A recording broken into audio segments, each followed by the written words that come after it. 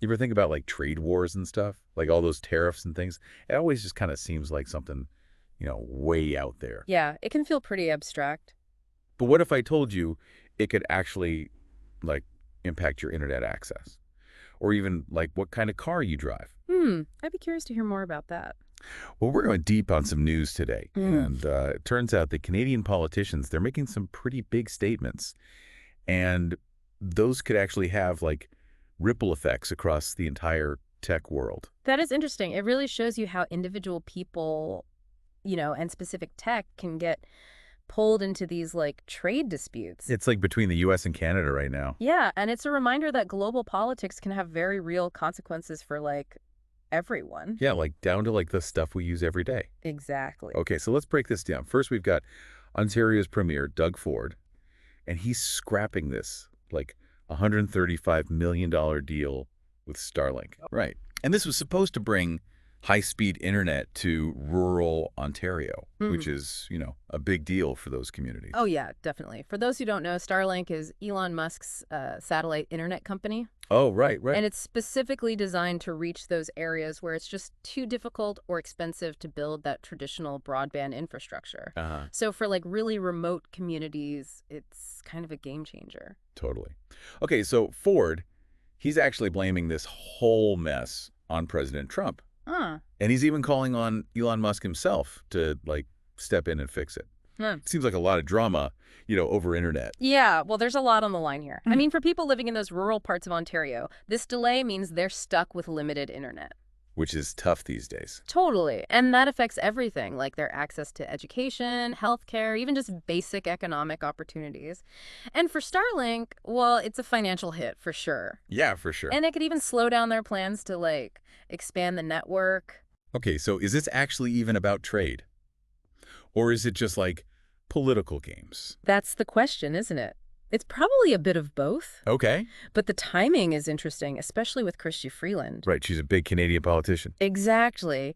And she's suggesting a pretty strong response. We're talking about 100% tariffs on things like Tesla vehicles. Oh, whoa. And even American alcohol. 100%.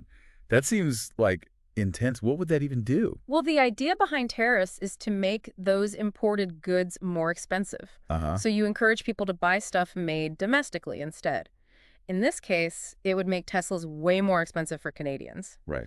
So it could help boost sales of electric vehicles made in Canada. Okay. But the options are, limited right now. But then wouldn't that also hurt the people in Canada who want to buy those things? Oh, absolutely. People who want to buy a Tesla would have to pay a lot more. Yeah. That's the tough part about tariffs. It's a really tricky thing to use because there are all these unintended consequences. Oh, I see. And it can even lead to like a back and forth. Like the other country might retaliate with their own tariffs. Oh, right. And then things can escalate pretty quickly. It's a real balancing act. Right. It's all connected. And then there's also that political side of it.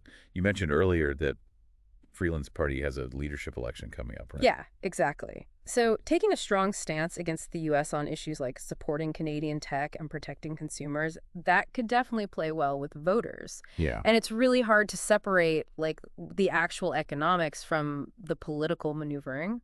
So it's like this big, complicated chess game. Kind of, yeah. And then you've got these tech companies that are stuck in the middle of it. Well, it's not just about abstract trade deals anymore. We're talking about things that affect people directly, like their internet access, the cars they can afford, all those kinds of choices. That's a really good point. Yeah. And it highlights a bigger issue about the role technology plays in trade wars. These companies like Tesla and Starlink, they're seen as symbols of innovation and progress. But they're becoming pawns in these global power struggles. Think about it. Their supply chains are spread out all over the world. They rely on international markets. Even the nature of what they're creating makes them vulnerable to disruption.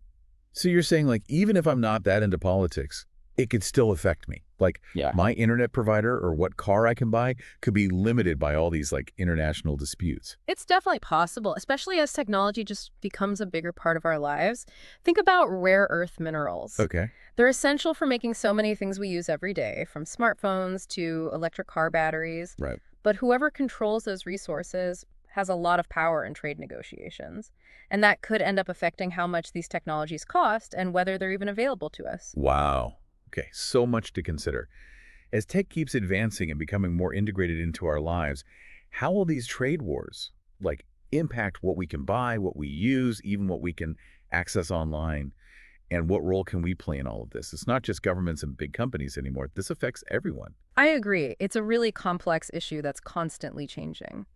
But it's important to understand that these global politics and tech advancements, they're all connected. And they're shaping the world around us, whether we realize it or not. It's definitely given me a lot to think about. Me too. And this is really just scratching the surface. There's so much more to explore here. Absolutely.